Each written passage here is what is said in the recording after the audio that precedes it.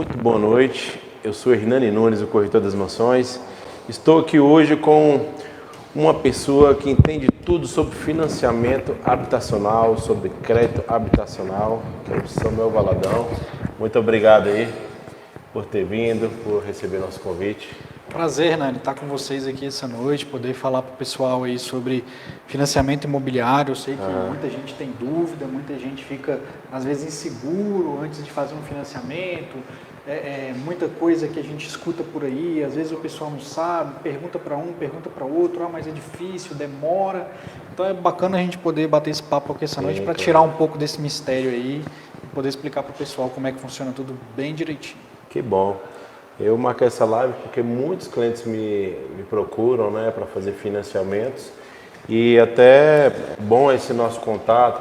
Você é um novo parceiro para a gente estar fechando esses financiamentos, né, estarem aprovando o crédito dos nossos clientes. É uma pessoa que aprova um crédito muito rápido, super eficiente.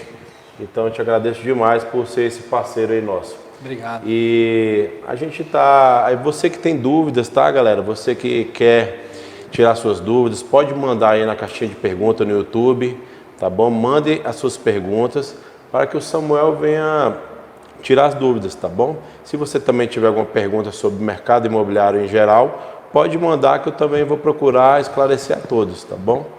Então, Samuel, a pessoa vai fazer um financiamento habitacional. O que ela precisa de imediato de documentação para que ela aprove o crédito dela? Maravilha. Acho que essa é realmente a primeira pergunta que todo mundo faz. Mas o que eu preciso para fazer um financiamento imobiliário? A resposta ela é relativamente simples. Hoje a pessoa precisa de pouquíssima documentação em vista daquilo que já precisou um dia. Coisa de 5, 10 anos atrás era um calhamaço de coisa, vários documentos, mas hoje, basicamente, o que você precisa para dar entrada no financiamento imobiliário é o crédito aprovado, né, com a instituição financeira, e depois do crédito aprovado, a documentação em si ela é bem simples. Documentação pessoal dos compradores, que é RG e CPF, né, hoje em dia a gente resume isso tudo aí na CNH. Então, a CNH, você precisa do seu comprovante de estado civil, se for casado. Então, se você for casado, precisa da sua certidão de casamento. Se for divorciado, essa mesma certidão de casamento, mas com a averbação do divórcio. E é isso. Do comprador e do vendedor, o que a gente pede de documentação para dar início ao financiamento é isso, documentação pessoal mesmo. Fora isso, do que mais a gente necessita? Documentação do imóvel, que é a matrícula do imóvel, que conta ali toda a vida, né, do imóvel, tudo que aconteceu ali, se o imóvel está, de repente, alienado ou não em alguma instituição financeira, se o imóvel, de repente, está com algum impeditivo ou alguma coisa que possa ali atrapalhar o financiamento. Fora isso, uma cópia do IPTU, aquele mesmo que chega para você pelo correio para você pagar ali durante aqueles meses, durante o início aí do ano, primeira metade do ano. E fora isso, mais nada. Então você precisa dos documentos pessoais do comprador e do vendedor. Além disso, da documentação do imóvel, que é a sua certidão de ônus, a matrícula do imóvel, e uma cópia do IPTU. A princípio, só isso, mais nada. Então, lembrando, pessoal, que a certidão de ônus, ele falou em certidão de ônus. Muitos clientes não sabem o que significa a certidão de ônus. A certidão de ônus, ela é como se fosse a certidão de nascimento de uma pessoa. Ela vai toda a filiação, né, na certidão de nascimento, quem é o pai, quem é a mãe, onde nasceu. E então a ônus do imóvel é mais ou menos isso. Ela vai dizendo da onde partiu o imóvel, de qual construtor, ou se é um imóvel que veio da Terracap. E lá consta quem já foi os proprietários, se o imóvel já foi financiado, quantas vezes já foi, se ele é quitado, se ele tem algum embaraço judicial na matrícula. Então a certidão de ônus, ela sai toda a vida do imóvel, tá bom? Então, na hora de comprar um imóvel, esse documento é super importante, tá bom? Então vamos lá, Samuel. O cliente levou toda a documentação para você, né? Sobre a documentação pessoal e do imóvel. E depois disso, o que acontece? Qual é o passo a passo do financiamento habitacional? Maravilha, excelente pergunta também. Bom, essa documentação, assim que ela é recepcionada, a gente faz o quê? Encaminha ela, sistemicamente falando, né, de forma online, para o banco. Lembrando que nenhum desses documentos que a gente comentou aqui, Hernani, precisam ser enviados de maneira física. Sim. Todos eles podem ser e devem ser enviados assim, foto, PDF, então a gente recebe de maneira bastante, online. né? Exatamente. Legal. Feito isso, o que a gente faz com essa documentação? Encaminha ela para o banco, bota no sistema do banco e o banco vai analisar esses documentos que foram enviados, vai verificar se tem algum tipo de pendência no nome da pessoa, se a pessoa tem alguma coisa, algum processo judicial, algo que possa eventualmente impedir esse financiamento. Normalmente isso não acontece, tá? Os documentos são normalmente aprovados, por quê? Porque se você está querendo fazer um financiamento, normalmente você já deu jeito em qualquer tipo de pendência, alguma coisa que tem ali no seu nome que possa te prejudicar ou atrapalhar naquele processo. Então é bem simples, recebemos a documentação e encaminhamos para o banco. O banco vai fazer uma análise desses documentos que foram enviados e vai soltar pareceres, onde ele vai dizer se a documentação está ok e a gente segue para a contratação ou se precisa de algum documento adicional que a gente solicita para o cliente. Legal. E também outra pergunta que os clientes fazem muito é sobre o tempo, né? O tempo que vai decorrer um financiamento, o tempo que vai levar. E a gente vende muitos imóveis aqui que o comprador, ele acabou de vender o imóvel em outra região. Então ele vendeu lá financiado e veio comprar aqui, mas ele ainda não recebeu. 90% dos compradores ele ainda não recebeu o total. Então ele vem querendo dar um sinal e logo em seguida ele vem para poder quitar, né? Então ele pede um prazo. E aí geralmente essa pergunta é campeã no financiamento. Eles sempre perguntam quanto tempo leva, né, o financiamento. Então, quanto tempo leva em média se tiver tudo ok e se tiver alguma pendência? Bom, vamos lá. Se tiver tudo ok, via de regra, os bancos hoje liberam em questão de 15, 20 dias esse contrato para financiar, para você poder assinar. Diminuir o brilho, tá? O que isso quer dizer? Quer dizer que todo o processo vai levar 15 dias? Não. Eu já vi, inclusive, processos que levaram menos tempo, 10 dias, 7 dias a gente teve emissão de contrato. Mas também já vi processos se arrastarem um pouco mais e terem aí 30, 45 dias para o contrato ser emitido. O que vai fazer esse prazo modificar para menos ou para mais ou ficar em 15 dias? A documentação entrar correta. Uma coisa que eu sempre digo para os parceiros e para os clientes, se o processo entra certo, ele sai certo. O que isso quer dizer? Aquela documentação que a gente falou agora há pouco, tanto do imóvel, quanto do comprador e do vendedor, ela estando ok, não vai ter pendência nenhuma. Se não tem pendência, o banco vai fazer o quê? Recepcionar essa documentação, analisar eles, solicitar a avaliação desse imóvel, né? O engenheiro contratado pelo banco vai até lá e vai avaliar esse imóvel para verificar o valor de mercado, se ele realmente está em condições de ser financiado, se está tudo descrito ok na matrícula do imóvel. Estando ok essa avaliação e estando ok a documentação, é emissão de contrato em seguida.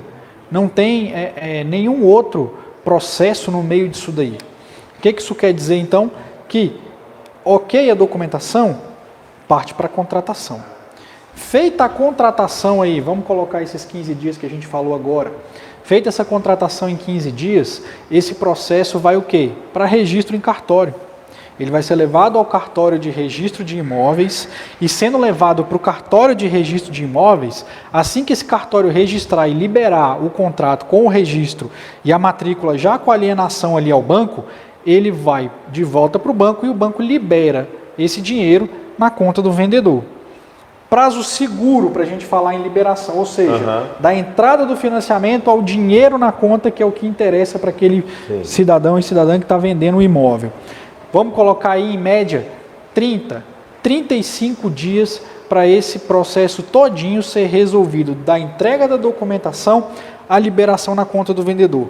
Volto a dizer, isso serve para absolutamente todo mundo? Não, cada caso é um caso, mas essa é uma média segura e totalmente viável para que esse dinheiro seja liberado, porque o que interessa para o vendedor é receber e o que interessa para o comprador é poder mudar para a casa que ele acabou de comprar. Então, um prazo seguro para a gente tratar, 30, 35 dias. Pode levar menos? Pode. Pode levar mais? Também pode, mas na média 30 dias é um prazo para a gente concluir toda essa operação. 30 dias, né? O prazo seguro. E eu vi que agora na pandemia, durante a pandemia, aumentaram muito as compras e vendas, né? Então, consequentemente, os financiamentos habitacionais. Então, eu vi que fiz financiamentos pelo BRB, pela Caixa, mas o BRB estava assim, com uma taxa muito boa e acabou que estava demorando demais, né? Porque a demanda estava enorme. Aumentou, né? Então, chegou a 90 dias aí durante a pandemia, demorava o prazo para correr um financiamento no BRB. Então, eu tive clientes aqui desesperados, porque fizeram um compromisso de pagar o imóvel em 60 dias e o prazo estourou. Então, assim, foi uma coisa bem atípica, né, do mercado durante a pandemia. Foi uma loucura, porque o pessoal, quando teve que ficar confinado em casa, percebeu o quê? Que não gostava do lugar onde morava, então queria mudar. Eu não estou mais satisfeito aqui onde eu moro, quero procurar um novo lugar. E isso aconteceu com muita gente. Logo, muita compra, muita venda, muito financiamento. Não só o BRB, como você falou, mas todos os bancos. Perguntas? Todos os bancos acabaram aumentando muito a demanda. Então a gente teve isso sim no início da pandemia, de muitos processos acumulados ali de uma vez só, mas os bancos também conseguiram se adaptar a essa nova realidade. E pouco tempo depois, questão de 2, 3 meses depois ali do início desse boom, né, da venda, compra e venda dos imóveis e financiamentos, os bancos já estavam com a esteira ajustada. Então hoje, aí 2 anos depois da pandemia, tudo corre muito bem. A tendência hoje é, como eu falei, o prazo ser diminuído e a gente conseguir fazer isso num curto espaço de tempo. Teve lá atrás esse gargalo? Teve. Realmente não foi uma questão só do BRB, mas a grande maioria dos bancos teve esse momento de ajuste, adaptação. A pandemia pegou todo mundo de surpresa, mas essa esteira já foi ajustada e hoje o processo está correndo mais ligeiro. Bem legal. E você que tem uma dúvida sobre financiamento habitacional, pode mandar. Manda aí no canal do YouTube, aí na caixinha de perguntas, que o Samuel vai tirar aqui todas as suas dúvidas. Outra coisa, Samuel, hoje, a pergunta que não quer calar, qual o melhor banco para se fazer um financiamento? Perguntinha campeã essa também, viu, Hernando? E a resposta para ela é muito simples. O melhor banco para você financiar é o banco que vai te atender. Como assim? Do que adianta eu querer a melhor taxa do mercado se de repente aquela taxa não serve para o meu perfil? E aí eu vou ser bem direto e bem transparente. Eu vou dar o exemplo da Caixa Econômica. A gente sabe que a Caixa Econômica ela tem ali grande parte do mercado habitacional, né? A maioria das pessoas hoje e sempre financiam com a Caixa Econômica e ela tem taxas que são campeãs para quem? Servidor público que recebe salário na Caixa e tem a famosa cesta de produtos, com seguro, cartão de crédito, previdência. Então o que é essa cesta aí? Explica para o pessoal aí entender melhor. A Caixa Econômica, para ela liberar para o cliente uma taxa mais em conta, ou seja, uma taxa menor, o cliente ele adere a uma cesta de produtos. Aonde entre 8 produtos, o cliente tem que ter pelo menos 4. Previdência, cartão de crédito, conta salário, seguro habitacional, seguro veicular, enfim, produtos que a própria vende serviços, né, para o cliente para poder melhorar a taxa, Exatamente. Né? Então, o que é isso, galera? O banco vai te oferecer um cartão de crédito, um limite de um cheque especial, seguro para sua casa, para o seu automóvel, para diminuir a sua taxa. Então, às vezes até compensa contratar esses serviços para você ter uma taxa reduzida. Como o valor do imóvel às vezes é muito alto, então compensa, porque chega a baixar quantos por cento nessa cesta? Varia, porque as taxas têm se modificado ainda mais recentemente, mas a Caixa hoje ela consegue baixar aí de repente até 2%, de repente, numa taxa final para esse cliente que tem esse perfil. E aí, concluindo aquilo que eu estava te dizendo, esse cliente ele tem que aderir a essa cesta de produtos. Então, chega um cliente aqui hoje para te procurar, comprou uma mansão espetacular e esse cara quer financiar aí, de repente, 1 milhão. Só que ele não é servidor público e nunca foi cliente da Caixa Econômica. Ele é médico, ele é advogado. Então, ele não é funcionário público. Esse cidadão que vai chegar lá para poder financiar com a Caixa, por ele não ser funcionário público e nunca ter tido relacionamento com a Caixa, essa taxa baixa é para ele? Não é para ele. Essa taxa é para o funcionário público que já tem relacionamento com a Caixa, que já recebe salário ali. Só que as pessoas, elas costumam ver só por esse lado da taxa final. Por isso aquela pergunta que você fez, qual o melhor banco? Não necessariamente a melhor taxa vai caber no meu perfil. Eu sou empresário, ele é funcionário público. As taxas são diferentes, então porque eu sou empresário eu vou ser penalizado? De jeito nenhum. Hoje em dia os bancos têm perfis diferentes de renda, perfis diferentes dentro do próprio banco para aqueles que ganham mais, para aqueles que ganham intermediário e para aqueles que ganham mais ou menos. Então, você se enquadrando dentro desses perfis é que a sua taxa vai mudando, talvez para menos, talvez para um pouco mais, talvez numa faixa intermediária. Então aquela pergunta que você fez, qual o melhor banco? É o banco que vai te atender. É de repente aquele banco com o qual você já tem relacionamento. É o banco que vai topar, aprovar o crédito para você. Não adianta eu procurar a taxa mais barata se aquele banco não vai topar me emprestar. Então o ideal é a gente sempre o quê? Buscar crédito no nosso banco, onde a gente já tem relacionamento e garantir aquele crédito. Depois disso, nada impede que eu vá pesquisar em outros bancos, tente taxas melhores, mas eu já tenho aquela taxa aprovada e aquele crédito garantido. Então a gente sempre começa com o cliente por aí. Às vezes, antes de você escolher o imóvel, é o ideal você já ter escolhido o banco e ter o seu crédito aprovado, porque a gente sabe que é muito mais fácil negociar com o dinheiro na mão do que negociar com o dinheiro futuro, que eu ainda vou ver se eu vou conseguir. Então a gente sempre dá essa dica para o cliente. Procure primeiro o crédito antes de definir o imóvel. Se você já sabe que vai comprar no curto ou no médio prazo, aprovar logo o crédito, né? Aprova a carta, não custa nada. Os clientes, Samuel, fazem ao contrário. Eles primeiro ligam para os corretores, ligam na imobiliária e querem rodar a cidade toda, ver um monte de imóveis e não aprovam o crédito antes. O que acontece muitas das vezes? Eles querem um exemplo, uma casa de 1 milhão, só que ele não tem os 20% para dar de entrada, né? E só tem lá 20% daria aqui 200 mil. Ele só tem 50 mil, que é uma casa de 1 milhão, e acha que vai conseguir financiamento. Aí quer ficar rodando, fazendo o corretor gastar seu tempo, sua gasolina, sua paciência. E aí o que eu oriento? Sempre oriento.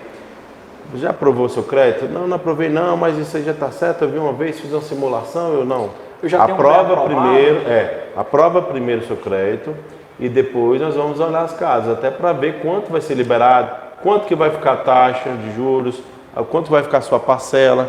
Então, para você que está nos assistindo, aprove primeiro o seu crédito, porque aí você vai saber quanto vai ficar a sua parcela, se cabe no seu bolso, se vai ficar legal para sua família. E depois você vai em busca do imóvel, porque com o valor que você tem para dar entrada e o valor do seu crédito, tem como definir até onde você pode chegar na compra do seu imóvel. E aí eu sempre oriento, né? Eu passo para os correspondentes parceiros estarem aprovando e aí daí então a gente vai em busca do imóvel. Agora tem cliente que não quer aprovar primeiro, quer ver, e eu opto até para não mostrar, porque é perder tempo. Eu já fui com alguns, nenhum deles compraram, porque eles queriam imóveis que estavam bem além do que eles podiam pagar. É o que acontece muito, é exatamente o que você falou. Às vezes aquela realidade que o cliente está buscando, aquela casa de 1 milhão, não serve para ele naquele momento. Ele tem condição de comprar uma casa de 500, de 600, mas não de 1 milhão. E como é que ele vai descobrir isso? No momento da aprovação do crédito. Ou não. De repente ele é um cliente bom, mas ele não consegue aprovar 1 milhão, ele consegue aprovar 500, 600, 700 mil. Então ele teria ainda que inteirar o quê? 300 mil, que daria 30% e assim por diante. Aprovar o crédito antes não custa absolutamente nada, não te compromete com o banco, não deixa o seu nome amarrado, zero custo e além disso te traz o benefício de poder negociar com o crédito na mão. Fala, olha, minha carta de crédito está aqui, o dinheiro está disponível, só preciso agora fechar o contrato de compra e venda e levar a documentação para o banco, mas já está tudo aprovado. Isso traz celeridade, confiança, transparência, coisas que são fundamentais na hora de você estar vendendo e negociando aquele imóvel. Sim. Porque a pessoa do outro lado que também está te vendendo um imóvel vai querer a segurança de que vai receber. Ele não vai querer assinar um contrato de compra e venda sem ter certeza se o dinheiro vai cair na conta dele. E até uma dúvida muito frequente, uma coisa que os clientes argumentam, né? Porque tem que alienar primeiro o imóvel, bem, a casa, o apartamento, o lote, para depois receber, né? Porque é feito, lavrado a escritura e depois é levado para registro, Depois do registro sair, em média de 48 horas, que o banco paga ao proprietário. Então, muitos me questionam isso. Como é que eu vou transferir, emitir a transferência do bem para depois receber? E aí a gente fala que é bem tranquilo, a gente amarra isso com um contrato bem feito, né? Então, tem várias formas de amarrar, mas muitos questionam isso também. O próprio contrato de compra e venda que você vai assinar com o banco, que é o contrato de financiamento, é assinado pelo comprador, pelo vendedor e pelo banco, as três partes envolvidas. O banco que está emprestando, aquele que está comprando e aquele que está vendendo. O que isso quer dizer? Esse contrato que o banco emite, ele tem força de escritura pública. Então, aquela mesma escritura que você vai lavrar no cartório quando você compra e paga um imóvel à vista, esse contrato de financiamento, ele por lei tem o mesmo valor de uma escritura pública. O que isso quer dizer? Que naquela escritura que o banco emitiu vai estar o condicionante, que é o quê? Você está transferindo o imóvel do Hernani para o Samuel, só que mediante o quê? A liberação. O que isso quer dizer também? O banco garante a liberação daquele recurso. O banco que também está assinando como parte desse contrato, ele está garantindo para você que depois de registrado, aquele valor vai ser creditado na conta do XYZH do vendedor. Então, ele gera essa tranquilidade para o comprador, que o dinheiro vai estar disponível, e gera tranquilidade para o vendedor, que sabe que vai, depois de concluído o processo, receber aquele valor na sua conta sem problema. Por quê? Porque não é o comprador que está pagando, é o banco. Então, a gente tem essa segurança, e isso tudo, como você bem disse, Hermínio, está amarrado no contrato de financiamento, está bem explicado em todas as cláusulas de que aquele valor exato será liberado naquela conta exata, na data em que o contrato for devolvido ao banco, já com o registro do cartório de registro de imóveis. Então não tem a menor possibilidade de, depois de registrado, o banco voltar atrás. Aquilo está assinado, tem fé pública e está o quê? Registrado no sistema oficial do cartório, dizendo que aquele negócio foi feito. Não pagar, né? Não honrar, não tem como. Não, porque não depende do comprador pagar. Quem paga é o banco. Então é um processo que gera hoje muita tranquilidade para quem compra, para quem vende e também para o banco que tem ali na alienação a garantia daquele imóvel. Caso não seja pago no futuro, ele toma as providências necessárias.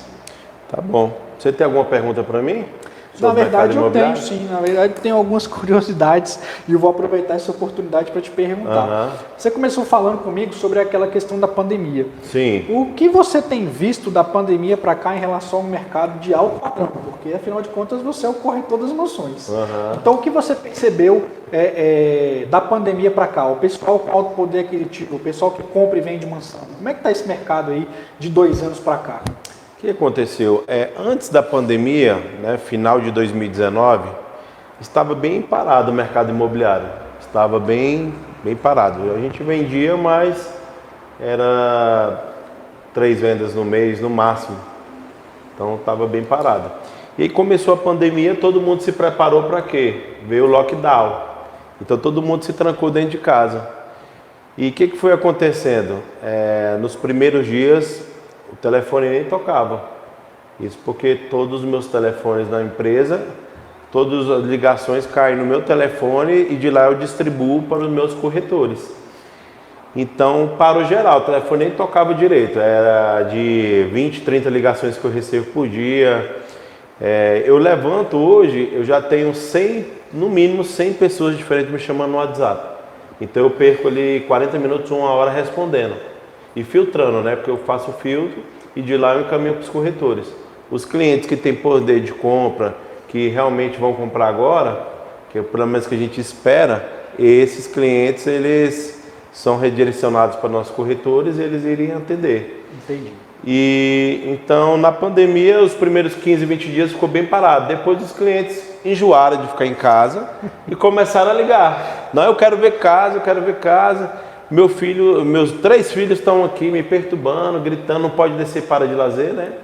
Os prédios aqui em Brasília, tudo fechado. Áreas de lazer estão todas embargadas, tudo fechado. Então o pessoal com 2, 3 filhos dentro de casa, menino o dia inteiro pulando, gritando, vamos para uma casa, né? Decidiram o casal. Aí começaram a me ligar. E aí com os 25 dias que tinha começado o lockdown, foi uma coisa louca. Todo dia mostrando meus corretores na rua. E na época só tinha 4 corretores. Quando começou a pandemia, só tinha 4, eu mais 4. E aí eu tive que contratar mais. Hoje nós somos 12 corretores, Que né? maravilha. E porque a gente não estava dando conta. Então o mercado começou a vender aquela procura louca. Não tinha casa no mercado suficiente, imóveis de alto padrão, imóveis de luxo, não tinha o suficiente para atender a demanda. Só para você ver como foi loucura. Nós vendemos imóveis na planta, mansões na planta. Antes de construir já estava vendido. Já mostrava para o cliente, temos esse lote, esse terreno, escolhe a planta, vamos no arquiteto, escolhe a sua planta e nós vamos fazer a casa para você. Então os consultores parceiros que nós trabalhamos, a gente estava trabalhando dessa forma.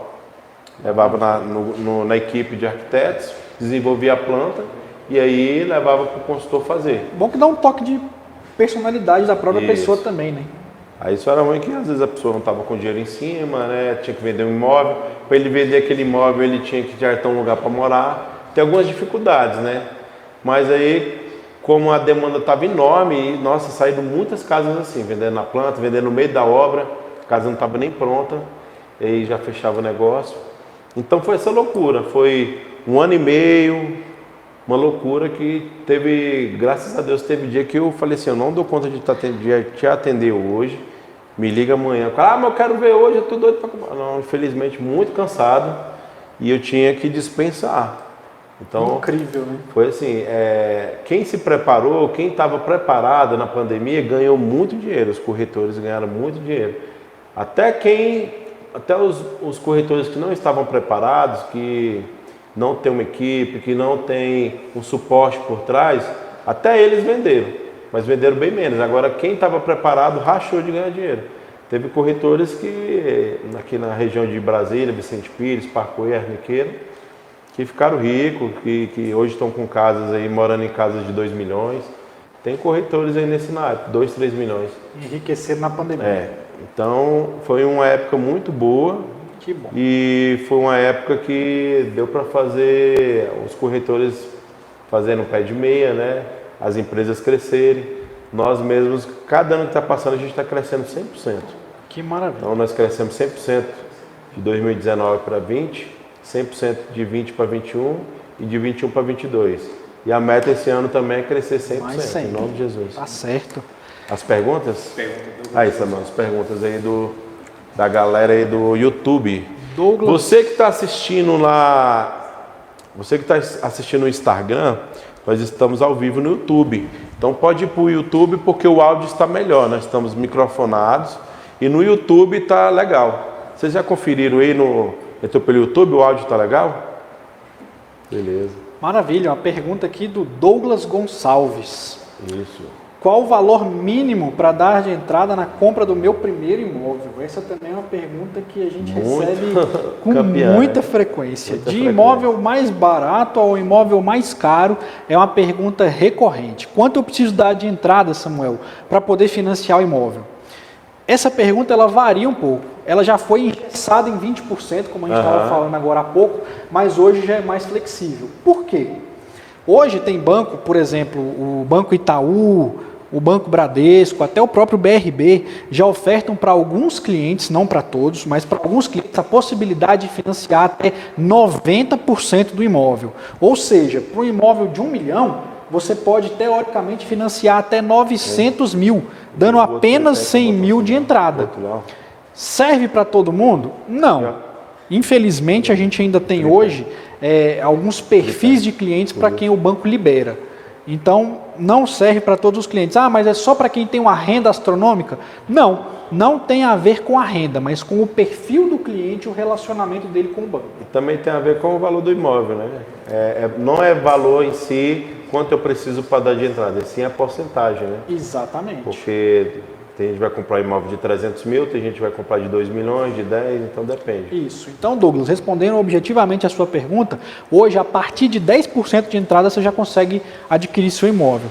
Entre 10% e 20%, mas o mínimo hoje é 10%. Com 10% de entrada, em algumas situações, você já consegue pegar o restante de financiamento, financiar até 90% e comprar aí o seu imóvel próprio.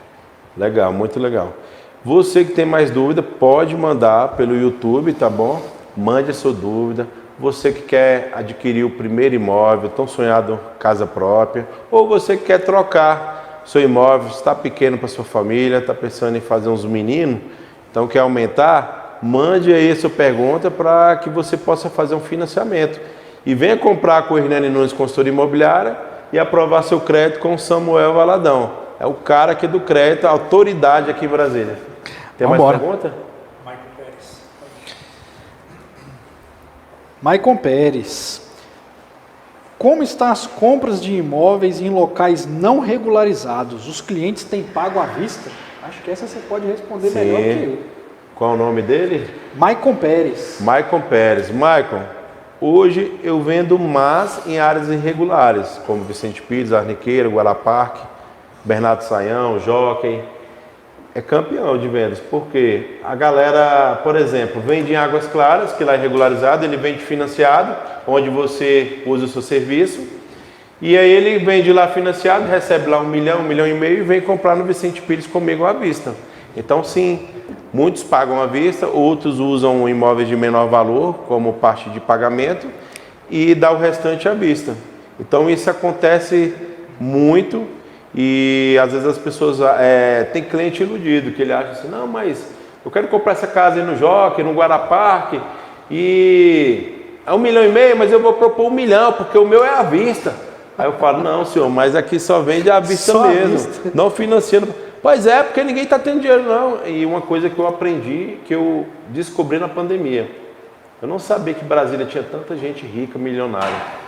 Muita gente milionária em Brasília, com dinheiro guardado, que nessa pandemia tirou debaixo do colchão, tirou do cofre. Eu tive essa mesma Tem surpresa. muito.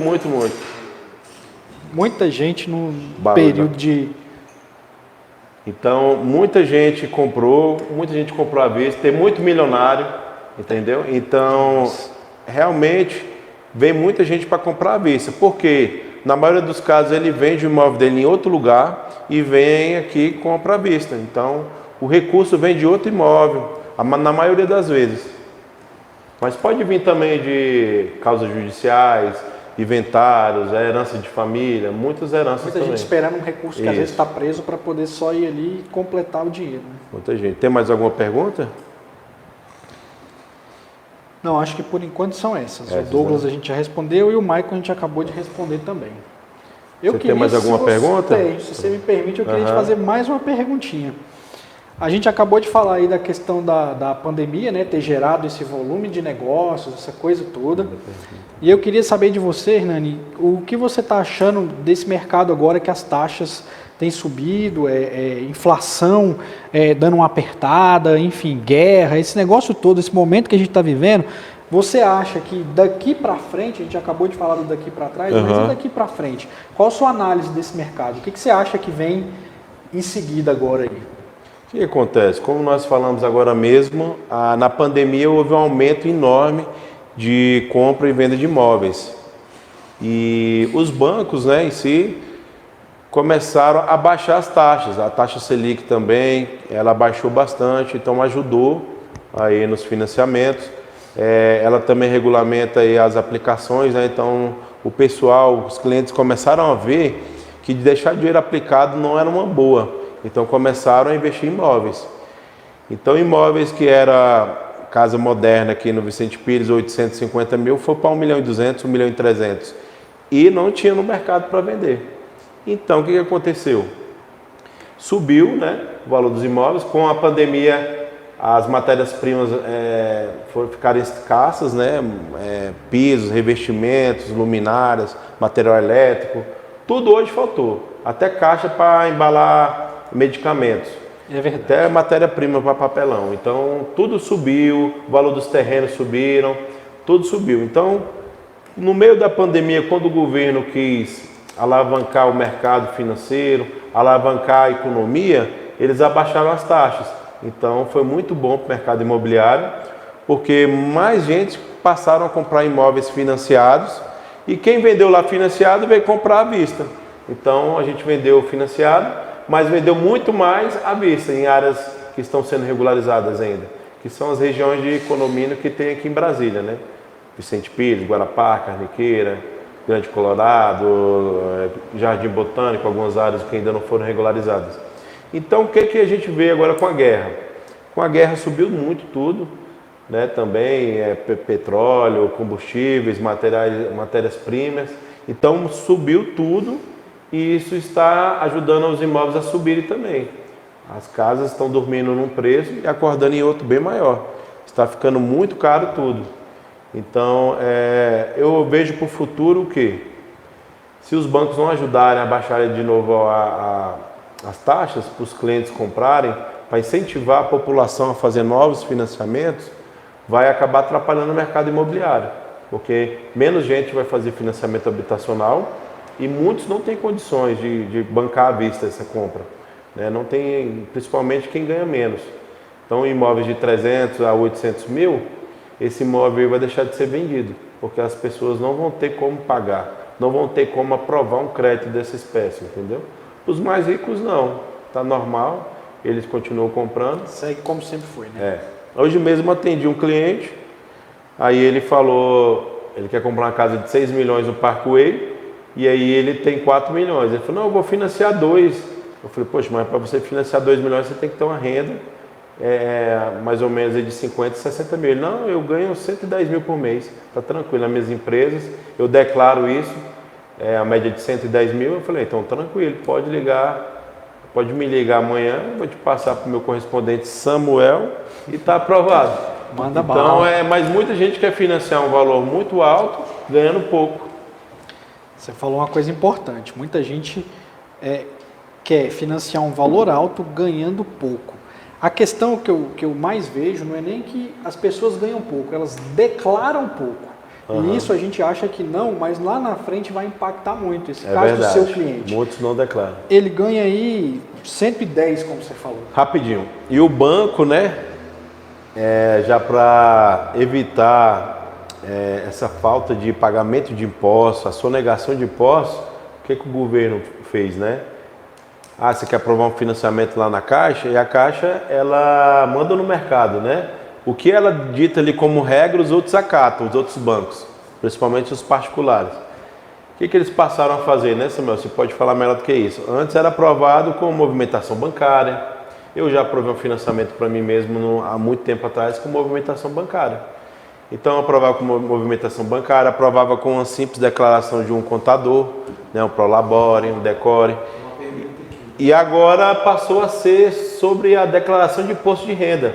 E outra coisa, não adianta você ir lá e declarar que você ganha 30 mil só para aprovar seu financiamento.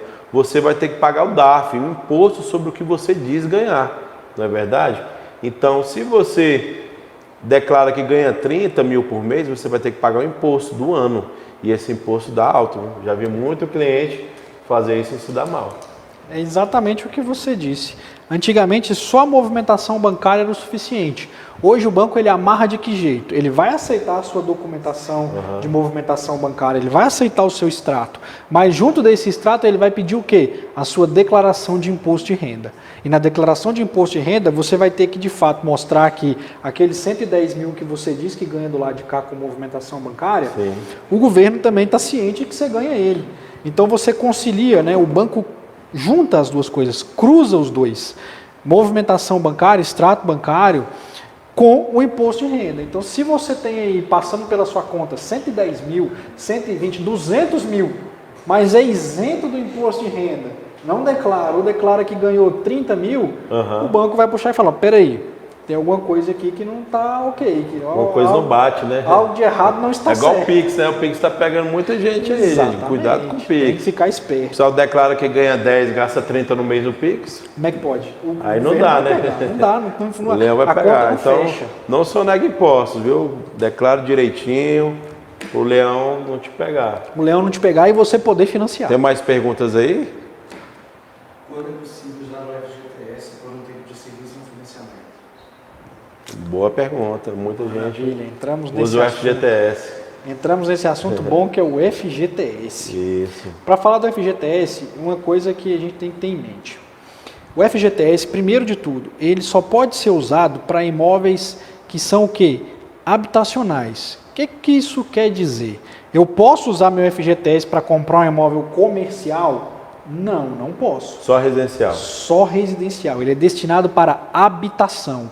E o governo, né, o que gera o FGTS, entende que a habitação é onde você mora, é a sua residência e não é onde você trabalha. Então, primeiro de tudo, você não pode utilizar FGTS para imóveis comerciais, só para imóveis residenciais.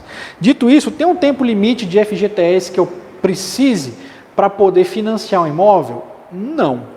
Se você trabalhou 1 mês, 2 meses, 3 meses, 4, 6 meses, você pode usar aquele FGTS numa boa para poder comprovar ali e sacar esse FGTS tanto para amortizar quanto para usar como entrada para o seu financiamento.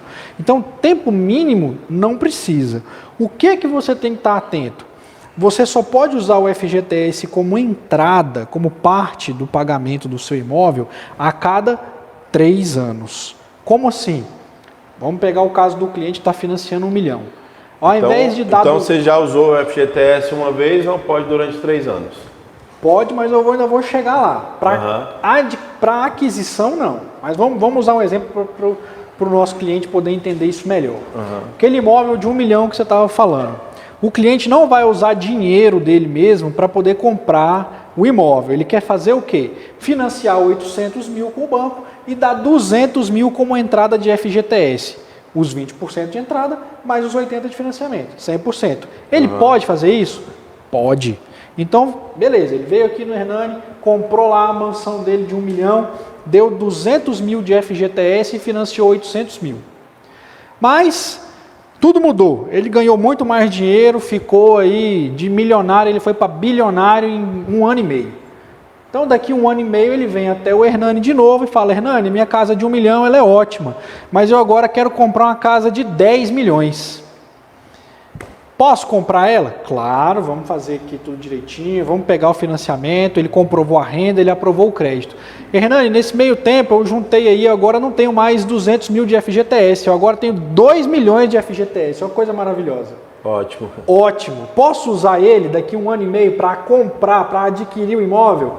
Não, não posso. Só a cada 3 anos.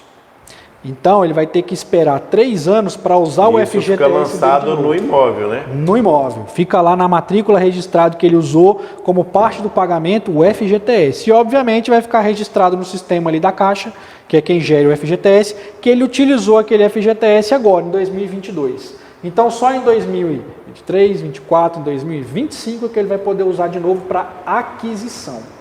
Legal. Mas, Hernani, beleza, eu comprei a casa com você com 1 milhão, eu não posso usar agora meus 2 milhões de FGTS para comprar de novo agora. Mas eu posso usar esse FGTS para amortizar o meu financiamento? É aí que está, pode. Para amortizar você pode usar a cada 2 anos. Então 1 ano a menos do que para aquisição. O que isso quer dizer? Comprei meu imóvel hoje, quero daqui, sei lá, 3 meses amortizar uma boa parte do meu financiamento com FGTS. Eu posso? Posso. Daqui quanto tempo eu posso usar FGTS para amortizar de novo? 2 anos. Então em 2024 e não em 2025. Então uma pergunta aqui. Manda. Eu posso usar o FGTS em uma casa somente escriturada, sem habites, e tem uma outra também. É muito burocrático usar FGTS? Vamos lá. Burocrático, um pouco, mas não quer dizer que porque é burocrático é muito difícil ou é impossível. Qual a burocracia que o FGTS te dá para você poder utilizar ele? Você tem que apresentar para o banco que está gerindo ali aquele seu financiamento, está financiando para você, você tem que apresentar os seus extratos do FGTS, assinar um formulário onde você autoriza que aquele valor que você tem na sua conta do FGTS seja sacado e utilizado para pagar e liberar ele para ser utilizado como essa aquisição. Nossa, mas é simples. É simples. Então eu disse que é burocrático por quê? Porque às vezes você precisa de um tempinho para ir até uma agência da Caixa ou para usar o aplicativo do FGTS e puxar aquele seu financiamento, aquele seu valor que você tem lá naquela conta. Então ele é um pouco burocrático, mas ele sai rápido. E se a gente estiver tomando conta do processo também, como sempre, sai mais rápido ainda e com pouco estresse. Segunda parte da pergunta, se eu bem me lembro que você fez... Deixa eu te fazer uma pergunta rapidinho sobre a FGTS, que eu lembrei aqui de uma situação que eu já vivi. Só a agência pode fazer o contrato do FGTS ou o correspondente bancário também faz? E por que os correspondentes bancários geralmente não gostam de pegar FGTS para fazer quando tem um processo de financiamento que tem FGTS? Por quê? Vamos lá. Eu já passei por isso. Primeiro de tudo, Com os amigos aí. tanto a agência quanto o correspondente podem fazer a operação utilizando FGTS. Agora, a segunda parte da sua pergunta explica a primeira. Por que tanta gente não gosta de usar FGTS? A verdade é que o correspondente pode fazer, mas muitas vezes ele opta por não é FGTS, não vou mexer com isso não. Dá mais trabalho? No passado dava, hoje não dá mais. Eu particularmente adoro trabalhar com FGTS. Por quê? Porque o cliente que está usando o FGTS para compor ali aquela entrada, muitas vezes ele não tem o dinheiro à vista, ele não tem o recurso próprio, ele não tem 200 mil na conta livre para dar de entrada, mas ele tem o FGTS, então ele vai poder comprar aquele imóvel sem pôr a mão no bolso, é um dinheiro que já está guardado ali rendendo, pelo qual ele já trabalhou e recebeu há muito tempo. Então eu, Samuel, adoro trabalhar com FGTS e tenho o maior prazer quando o cliente traz processo com FGTS, porque é legal, né? É legal e outra, estimula o cliente a comprar. Poxa, eu achei que eu não podia usar esse dinheiro para nada, que eu só ia receber essa grana quando eu fosse demitido. E eu não pretendo ser demitido tão nunca, então eu ia ficar lá até eu aposentar. Uma boa notícia para você é, use o seu FGTS, ele está ali para te ajudar a comprar e realizar seu sonho da casa própria. Venha comprar imóveis e utilize o seu FGTS. Exatamente. Eu peguei um médico semana passada, ele foi ver um imóvel com o Wesley, e ele tem 1 milhão de FGTS. Olha 1 milhão, o cara médico lá do hospital de base. Ou seja, ele pode usar, resgatar esse 1 milhão para comprar um imóvel, financia outra parte, ou se ele for comprar à vista, usa FGTS mais o restante do recurso próprio para comprar uma belíssima mansão aí com o Hernani, gente. Tá perdendo tempo, não faça isso não. Infelizmente 1 milhão não compra mais uma mansão, né? Não, mas 1 milhão de FGTS mais um recurso próprio, você compra uma mansão aí, bacana. As casas subiram muito, né, o valor, então eu estava brincando com a minha esposa, falando, rapaz, 1 milhão perdeu o valor. 1 milhão você não compra mais assim uma mansão e sobra dinheiro. Você compra uma casa boa e não é lá nessas coisas não. Uma casa que precisa de uma reforma em região de condomínio, né? Mas não compra mais uma mansão. Não, a mansão já é para 3 milhões para cima. O dinheiro perdeu muito valor. As casas subiram muito o valor. Tem a pergunta aqui, ó. Eu posso usar o meu FGTS em uma casa somente escriturada ou tem que ter escritura e habites? Ou pode ser uma casa que não tem escritura? Vamos lá. Para usar o FGTS, a casa tem que estar escriturada. Então ela tem que ter uma matrícula com a descrição do imóvel, tudo certinho. A questão do habites, muita gente tem essa dúvida. Aí eu vou usar um exemplo da localidade para que a gente possa entender isso melhor. A gente sabe que ali no Guará e em boa parte ali da Ceilândia, eu acho que uma parte da Samambaia, muitas casas são bem antigas, da época da construção de Brasília. E essas casas não têm aquele habite-se que a gente conhece hoje. Quando tem, é aquele tal habite-se coletivo de muitos anos atrás que foi colocado para o conjunto inteiro ou para a quadra inteira. E você sabe quando o bairro ou a cidade sai habite coletivo? Por que sai o habite coletivo? Não, sabe? Curiosidade boa. Aí eu vou te ensinar uma coisa legal. Sai o habite coletivo quando, na época, um exemplo, Guará. Guará, na época, o Guará 1, quando foi feito, deram as casas originais da X. Então, como o governo deu as casas, tudo padrão, tudo originais, por isso que sai o habite coletivo. Tudo igual, né? Já em bairros que foram doados lotes ou foram venda direta de lotes, não sai o habite coletivo. Por exemplo, Taguatinga tem áreas ali que doaram foi lotes na época, então não tem habite coletivo. Cada um construiu do jeito que quis, né? Já igual na Ceilândia, a maioria das quadras tem habite coletivo. Na Ceilândia Norte mesmo tem e na Ceilândia Sul não tem, porque na Ceilândia Norte foram doadas na época aquelas casas da X, né? Então saiu o habite coletivo, porque foi o governo que fez, as casinhas todas do mesmo padrão. Igual no Guará, o Guará tem o habite coletivo, eu já financiei imóveis lá com o habite coletivo. Aí já hoje tem alguns bancos que não aceitam, né? Tem bancos que não aceitam, mas a grande maioria já está aceitando. E respondendo diretamente à questão do FGTS, quando se trata desse caso aí, como a gente falou agora e comentou essa curiosidade, o banco ali aceita, a Caixa aceita liberar o FGTS para esse tipo de imóvel. O que vai mandar se pode ou se não pode? Se o imóvel ele é escriturado. Então, imóvel em fase de regularização, imóvel, por exemplo, arniqueira, como você falou, jockey, esses lugares onde estão aí em processo de regularização, mas ainda não foi concluído, essas casas eles não aceitam, não podem ter a utilização de FGTS. Mas casas aí do Guará, da Ceilândia, como a gente comentou agora, que já tem esse hábito, Taguatinga, sem problema nenhum. Por quê? São casas escrituradas, aquela casa tem uma matrícula, aquele imóvel tem uma certidão de ônus que o banco pode averiguar ali e ver que de fato aquele imóvel tem uma história, tem a documentação em dia, de onde ele veio, qual a história dele ao longo do tempo. Então, para esse tipo de imóvel, perfeito, pode usar o FGTS sem problema nenhum. Tem outra pergunta aqui da Shirley Carvalho. O que significa amortização antecipada? Maravilha, entramos numa outra parte que também é bem uma legal, parte boa, que é a gente pagar antes a dívida, quitar cedo. Quitar o boleto, né? Exatamente, a alegria da gente, pagar as contas, se possível, antes do vencimento. Isso. A amortização ela é o quê? Você quitar antecipadamente, é você pagar antes de vencer.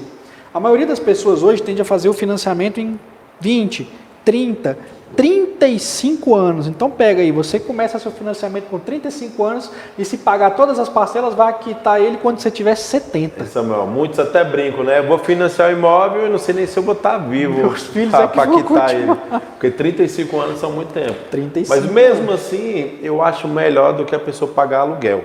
Com certeza. Aluguel é um dinheiro jogado fora. Já o financiamento, para ficar uma parcela legal, ele é longo.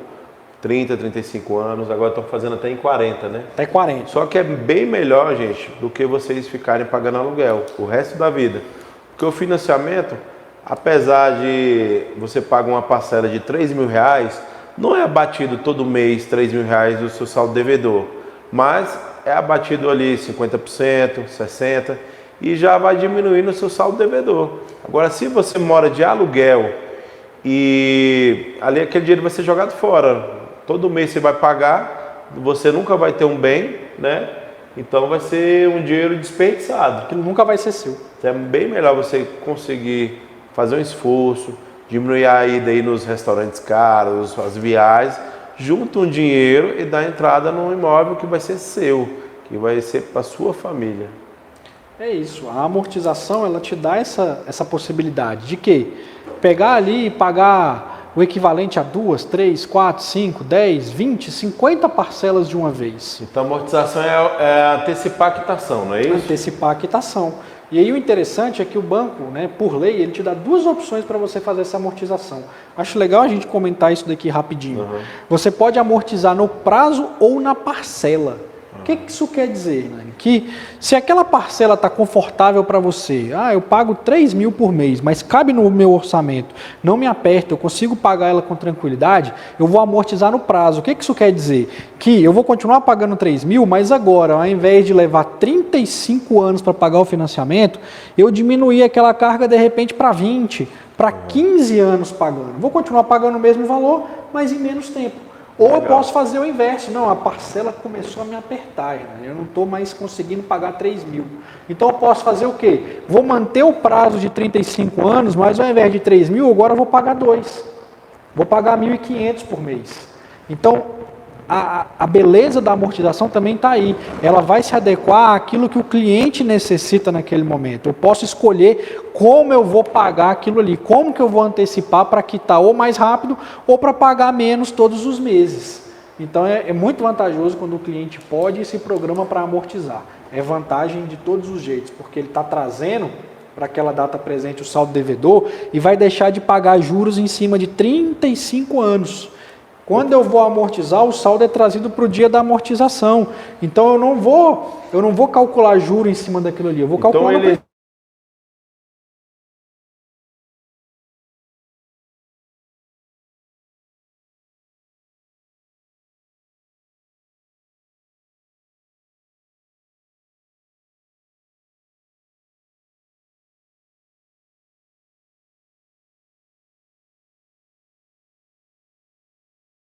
Então aí passa a valer muitíssimo a pena você fazer essa amortização.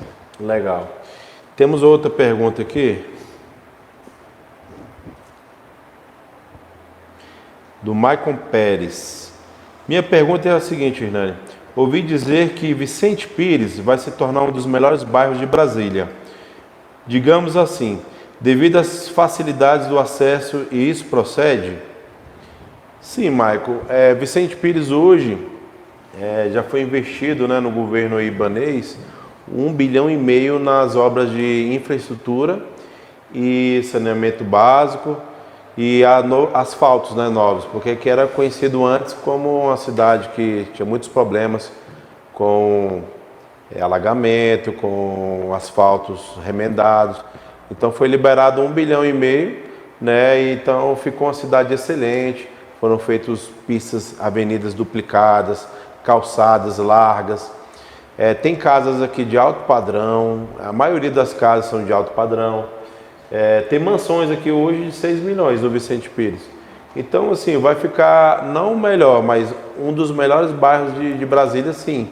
É um lugar bem promissor e é um dos bairros onde a gente mais vende aqui no Vicente Pires. Excelente. Aqui tem uma procura imensa. É bem localizado, né? Hoje Vicente Pires, Arniqueiras e Guarapar são os campeões de venda. Espaço. Por exemplo, no Parkway, que é um bairro já regularizado, tem toda a infraestrutura legal, já é um bairro de alto padrão, as vendas acontecem em ritmo bem menor, né? Porque Vicente Pires, Arniqueira, Guarapar, Jockey. Então, o pessoal gosta muito dessa região, né? Isso. Muito preço. Tem várias saídas, várias entradas, o comércio está muito bom. Hoje temos várias empresas grandes, né, que vieram aqui para dentro. Hoje temos bancos, BRB, tem aquelas agências do Banco do Brasil, temos Sicoob, temos Loja Americana, temos Casas Brasileiras, lojas grandes que vieram para cá. Todo mundo vindo para cá. Porque o poder aquisitivo aqui já é um poder médio para alto, né? Então, é um mercado bem promissor. Então, respondendo a sua pergunta, sim, vai ser um dos melhores bairros. Hoje já mas a tendência é só melhorar. Ficou mudo aí. O áudio voltou? Voltou?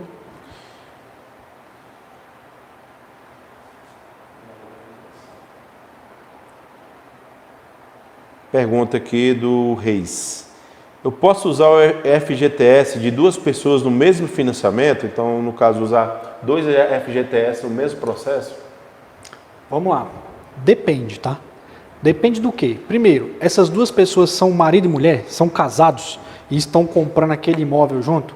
Se for, a resposta é sim. Se não, não. Como assim? O FGTS ele tem regras, como eu te falei, bem específicas para a utilização e liberação dele. Então, se o casal está comprando aquela moradia, aquele imóvel para habitar residencial, são casados, tudo certinho no papel, certidão de casamento, tudo comprovado, não tem outro imóvel e nem outro financiamento ativo em nenhum lugar do país, principalmente ali naquela região onde eles moram, então é liberado e eles podem fazer a utilização daquilo ali naquele mesmo imóvel.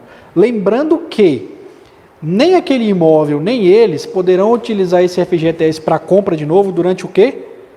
3 anos. Então, tem esse prazo, essa carência aí durante esses 3 anos para usar de novo. Mas os dois podem ser usados juntos? Se forem casados, se tiver esse vínculo, estiverem comprando aquele imóvel juntos, podem.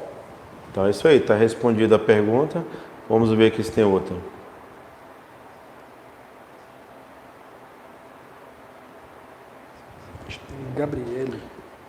Gabriele. O que é portabilidade de financiamento? Pergunta bem legal, né? Perguntinha boa. Que aconteceu muito agora, né, na pandemia. Porque as taxas melhoraram, o pessoal migrou. 2 anos atrás, aí, quando começou essa história da pandemia, a gente estava na época onde os financiamentos tinham as menores taxas da história. A Selic estava em 2%. Então a gente tinha financiamento aí começando de 5%, 4%, até 3% ao ano. Ou seja, muita gente que tinha feito financiamento lá em 2015, 2010, com taxa de 9%, de 10%, 12% ao ano, viu a possibilidade de migrar. E o que é a Selic? Só para a galera entender, quem não sabe. A Selic é a taxa básica de juros que é definida pelo Conselho de Política Monetária Nacional, o Copom. Essa é a taxa que é a base de todas as taxas de juros que o país utiliza. Então, se você vai fazer financiamento, pegar crédito pessoal, financiar seu carro, fazer um crédito consignado, qualquer tipo de empréstimo, qualquer tipo de financiamento, a Selic é a base para isso daí. E ela influencia até mesmo na taxa do cheque especial e do cartão de crédito. Então, é a taxa básica da economia brasileira. Se a Selic cai... Dita o ritmo, dita as taxas. Se a Selic cai, tudo cai. Se a Selic sobe, todas as taxas de empréstimo também sobem. A galera aí que briga muito, eu discuto muito com eles, né, no bom sentido, defende investimentos, ficaram loucos agora. Quando a Selic foi lá embaixo, os dinheiros aplicados não estavam dando nada. E eu falei, pessoal, pode vir, venha comprar imóveis. Então, onde foi vendido muito imóvel. Imóvel é um ativo de segurança. Para essa galera, né, que gosta de investimentos. Exatamente. Então, assim, a Selic, ela é isso, ela é a taxa básica. Tudo está atrelado a ela. Então, se a Selic cai, as taxas vão cair. Se a Selic sobe, as taxas vão subir. Então, 2 anos atrás, a Selic estava no menor patamar da história, 2%. Nunca esteve tão baixa. De lá para cá, essa taxa começou o quê? A subir. Mas vamos voltar e focar nos 2%. Quando ela estava a 2%, a gente tinha aí taxa de financiamento, como eu falei, a 3%, 4%, 5% ao ano. Era muito baixo. Muito baixo. Então, quem tinha financiamento antigo aí, 2010, a Selic 2015, já chegou a dar o quê? 8%, 9%, né? Nada, a Selic já chegou a 12%. Então, a taxa lá atrás de financiamento era muito alta. Se você tem a possibilidade, aí eu estou fazendo uma pergunta que é simples, boba, mas merece uma resposta. Se você tem uma taxa de financiamento que está aí em 10% ao ano e tem a possibilidade de mudar de taxa de 10 para 5, você vai querer ou não vai? Claro. Claro que vai, na hora. Então a portabilidade é isso, é fazer o quê? Você vai transferir a sua dívida de um banco para o outro e vai mudar o quê? A taxa. Você não muda o dono do imóvel, você não muda o prazo do financiamento, você não muda o valor do imóvel, nem o valor do financiamento, mas você muda a taxa que está aplicada. Ou seja, vou pagar muito menos juros fazendo uma taxa de 5% do que eu pagava quando a taxa era 10%. Então você hoje pode, por lei, fazer a portabilidade de qualquer tipo de financiamento que você quiser, principalmente o financiamento imobiliário. Então quem tinha taxa muito alta lá atrás e pegou uma taxa de 5% agora, fez o quê? Mudou de banco. Simplesmente trocou da Caixa para o BRB, da Caixa para o Santander, da Caixa para o Itaú. Então a portabilidade é isso, né? Mudar o banco. Instituição financeira. Você não tem uma compra e venda, você não está vendendo o seu imóvel para ninguém, você só está transferindo a sua dívida de um banco para o outro. E nessa transferência de dívida de um banco para o outro, você pega condições mais vantajosas, taxas menores do que aquelas que você fez quando Deixa eu fazer uma pergunta. O cliente consegue abaixar o valor da parcela? Por exemplo, ele estava pelo Banco do Brasil, pagando 5 mil de parcela. Ele consegue abaixar essa parcela mudando para outro banco, mas não aumentando o saldo devedor, ou aumentando o tempo? Consegue. E a portabilidade ela é justamente para isso. Para quem tinha uma parcela de 5, de repente conseguir mudar para uma parcela de 2, de 3, economizar aí uma grana boa todos os meses. Por quê? O seu saldo devedor economiza. Principalmente para quem é servidor público, o cara ganha 10 mil, tem um financiamento de 5, só sobra 5 para fazer as contas do mês, a feira. Se tiver a oportunidade de baixar contas, de 5 para 2 e economizar 3, olha que cenário maravilhoso. Aí ele já sobra um dinheirinho para dar um rolê com a família. Fazer um agrado para a patroa e assim por diante. Então, assim, o que a gente tem em relação a essa questão da portabilidade? A gente pode sim pesquisar e procurar a melhor condição possível. É uma obrigação que a gente tem, inclusive. O ideal é sempre fazer isso, ficar de olho, porque você não tem limite de portabilidade. Você fez a portabilidade agora, daqui a um ano teve taxa melhor em outro banco, porta de novo e assim por diante, sempre em busca do quê? Melhor condição possível. Tem outra pergunta aqui da Shirley. Qual o limite de prestação em um financiamento? Limite de prestação num financiamento. Aí vamos para a porcentagem de novo, né? Vamos lá. Por lei, hoje a pessoa pode comprometer no máximo 35% da renda dela com uma parcela de financiamento. Já aumentou, né? Que era 30 antes. 30, mas ele permite chegar até 35%. O que isso quer dizer? Se eu ganho 10 mil por mês, eu posso pagar no máximo R$ 3.500 de parcela. Ah, mas o financiamento que eu quero vai me custar 4 mil por mês. o banco não vai aprovar. Por quê? É lei. Não pode. A determinação é até 35%. Então, se você quiser comprar algo que vai te custar mais do que 35%, o que você pode, o que você deve fazer? Ah, não vou comprar o imóvel então porque a parcela ficou em 4 mil? Vai comprar sim. O que você faz? Compõe renda com outra pessoa. Hoje em dia você pode compor renda com quem você quiser. Antigamente tinha que ser casado para compor. Explica um pouco mais sobre isso.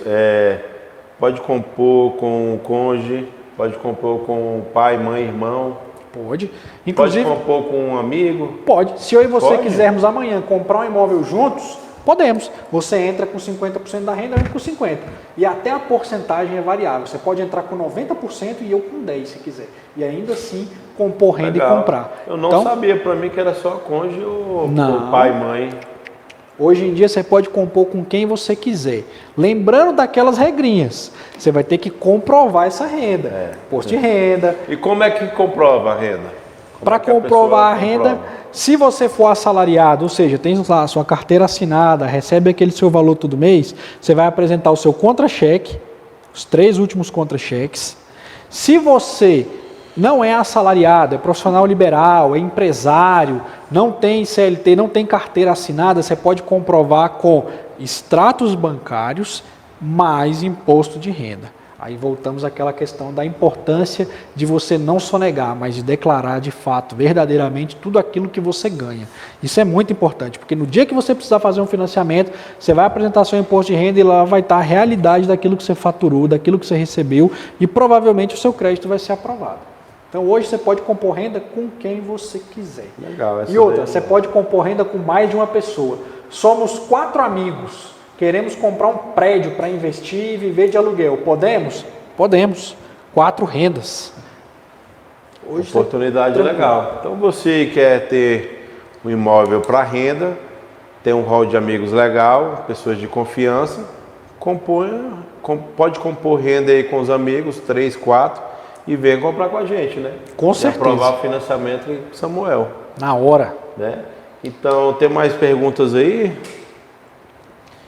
Que perguntou sobre ganho de capital, mas já não é o assunto aqui. Deixa eu ver aqui alguma outra.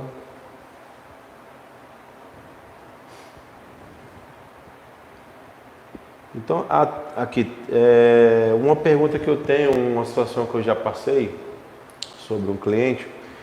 Eu posso usar só FGTS na compra de um imóvel ou eu sou obrigado a fazer um financiamento de algum valor junto? E qual é esse valor? Porque isso eu já passei por isso, eu tenho mais ou menos 6 meses. Essa pergunta também é muito boa e importante. Então eu quero comprar, aí eu posso... Só FGTS, né? Ter 1 milhão de FGTS. Posso usar só ele ou sou obrigado a usar também algum valor de financiamento bancário? Pode. O manual do FGTS permite que você utilize esse valor total, integral, para comprar um imóvel sem que você precise dar mais nenhum real. Claro, se for o suficiente. Quer comprar a casa de 1 milhão, tem 1 milhão de FGTS, posso usar e não pegar nenhum real de financiamento? Posso.